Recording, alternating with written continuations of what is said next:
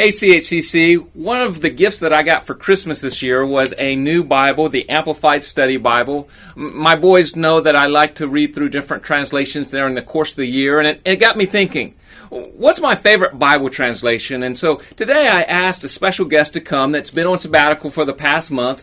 Richard is back, and so I wanted to ask you, Richard, what's your favorite Bible translation? Yeah, when I was in college, in Bible college, I had a class that required me to buy this, the Precise Parallel New Testament. And in this copy of the New Testament, each page actually has 8 different translations. You can read them side by side. And I got in the habit, because of this, of just reading multiple translations of every passage I study. And it's been a really helpful habit for me. There's different types of translations.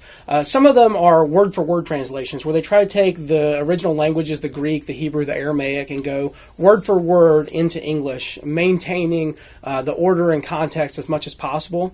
Then there's what's called dynamic equivalence, and dynamic equivalence or form equivalence translations try to capture the ideas.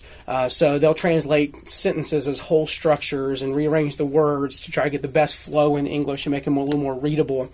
And then there's paraphrases, where they just try to hit the big ideas and translate those into a common language that people who are English readers can kind of understand. And so when I'm reading, I try to get a perspective from all kinds of different translations. I usually start when I'm studying with word-for-word translations. My favorites are the New American Standard, the New Revised Standard, the NET Bible, which is available online. It has a lot of great cross-reference tools and expansive footnote section, and the ESV. And the ESV is actually what I often teach from with the teenagers, and it's a pretty readable translation, but it also strives for that word-for-word translation.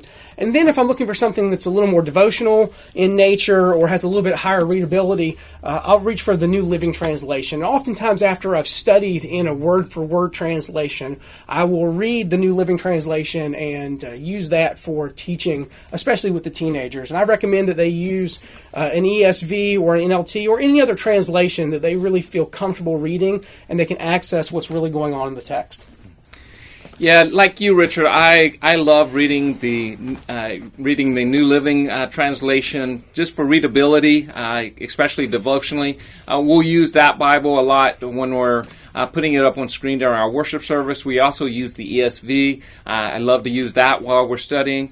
Just keep in mind, certain translations are written at certain grade levels, and so when you look at the ESV, it's written at a 10th grade level. When we look at the New Living, it's more at a 6th grade reading level. I was asking Clark, our children's minister, what is his favorite translation that he recommends to kids, and there's a couple. The New Century Version is written at a 3rd grade level, and then the NIRV, that's written also at a 3rd grade level. It's very easy to understand.